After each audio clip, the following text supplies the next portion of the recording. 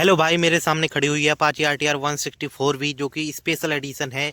ये बाइक खड़ी हुई है। इस बाइक के बारे में वीडियो शुरू करूं उससे पहले आप लोगों को बता दूं, बहुत से लोग वीडियो पूरी नहीं देखते हैं, इसलिए उनको पहले ही बता देता हूं कि मेन पर्पज इस वीडियो का ये है कि आप जो प्रोडक्ट खरीद रहे हो उसकी कंपनी को देखो, उसकी कंपनी कैसी है, क्या इमेज है उसकी कंपनी की। उस प्रोडक्ट को मत देखो। जैसे कि TVS एक बकवास कंपनी है, लेकिन मैंने सोचा अपाची इसकी ये बाइक, इसका इतना अच्छा लुक है, एकदम इतनी अच्छी परफॉर्मेंस है, चलती अच्छी है, स्पीड अच्छी है, जो फीचर ये दे रही है इस सेगमेंट में कोई भी कंपनी नहीं दे रही। मैंने सोचा कि ये प्रोडक्ट इसका सच में अच्छा होगा और मैंने ये ले लिया और मैं पछता रहा हूँ। वहीं अगर मैं हीरो की कोई भी बाइक लेता तो मुझे पछताना नहीं पड़ता, क्योंकि वो कंपनी एक अच्छी कंपनी है। अब शुरू करते हैं भाई वीडियो को। सबसे पहले ये बता दूं, मैंने जून 2024 में ख़रीदी थी। अभी इसे सिर्फ 1.5 साल हुई है चलाए हुए। और कितनी चली अभी है ये भी दिखाता हूँ। अभी ये चलिए सिर्फ 10,207 किलोमीटर दूर। अब मैं बताता हूँ आप लोगों को कि मैंने ऐसा क्यों बोला था कि आप इस बाइक को मत लेना। मैं ऐसा इसलिए बोल रहा हूँ, सबसे पहले तो जब मैंने ये ली उसके 4 महीने बाद से ही, 3 महीने ही हुए थे, और जैसे मैं इसकी पीछे वाली ब्रेक को लगाता था तो इसमें से आवाज़ आती थी ऐसे करके। मैं गया भाई दिखाने एजेंसी पे, तो मैंने उसको दिखाया मैकेनिक को। मैकेनिक बोला कि इसके तो ब्रेक पैड ख़राब हो चुके हैं, ये चेंज होंगे। मैंने पूछा ठीक है चेंज होंगे, वो तो ठीक है, लेकिन ये ख़राब क्यों हो गए इतनी जल्दी? तो उसका जवाब था कि ये भीज गए होंगे, ये यानी कि बाइक भीज गई होगी पूरी, तो वो ब्रेक पैड भी भीज गए होंगे। और भीजे हुओं को तुमने यूज कर लिया, मतलब कि बाइक भीज गई, ब्रेक पैड भीज गए और तुमने तब उस टाइम पे ब्रेक लगा दी। अच्छा, तो इसका क्या मतलब हुआ? इसका मतलब तो ये जो बाइक है इसको हम बारिश में चला नहीं सकते। और मान लो कहीं से आ रहे हैं सड़क पर और अचानक से बारिश आ जाती है तो हम ब्रेक लगाएंगे तो ये तो ख़राब हो जाएंगी। तो भाई ये डले नए 600-700 रुपये में, कोई बात नहीं। मैंने कहा ठीक है, अब ध्यान रखेंगे भाई, बारिश में नहीं चलाएंगे। लेकिन उसके बाद क्या होता है, उसके बाद मैंने बारिश में भी नहीं चलाई, कहीं भी नहीं। फिर भी 1 महीने तो सही रहे, लेकिन 1 महीने बाद फिर से आवाज़ आना स्टार्ट हो गई। अब भाई मेरे पास इतने पैसे नहीं है कि मैं बार बार 700 और 800 रुपये खर्च कर सकूं, इसीलिए मैंने अब वो नहीं डलवाए। अभी भी वो आवाज़ करते हैं। ये रही इसकी पहली बात। और उसी कारण अब इसकी पीछे वाली ब्रेक लगती भी नहीं है, 3 से 4 बार मुझे लगानी पड़ती है तब जाके वो लगती है, यानी कि मुझे वो डलवाने पड़ेंगे, पैसा खर्च करना पड़ेगा। अब दूसरी कमी दिखाता हूँ।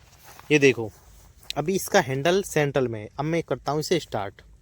पहले बता देता हूँ, स्टार्ट करते ही नॉर्मल आवाज़ रहती है। लेफ्ट साइड में घुमाऊंगा तब भी नॉर्मल रहेगी, लेकिन राइट साइड में घुमाऊंगा तो आवाज़ बढ़ जाती है, यानी कि इसकी राइट साइड में हैंडल घुमाता हूँ तो एक्सीलरेशन बढ़ जाता है, जबकि ये कहीं ठुकी नहीं, गिरी नहीं, कुछ नहीं हुआ अपने आप, और इतनी कम चली हुई है तब भी। उसके बाद बताऊंगा तीसरी कमी, पहले दिखा देता हूँ। अभी ये नॉर्मल है, अभी मैंने इसे घुमा दिया, ये देख रहे हैं आप, अब नॉर्मल है। इधर घुमाऊंगा कुछ नहीं, बीच में नॉर्मल, इधर घुमाई फिर से बढ़ गई।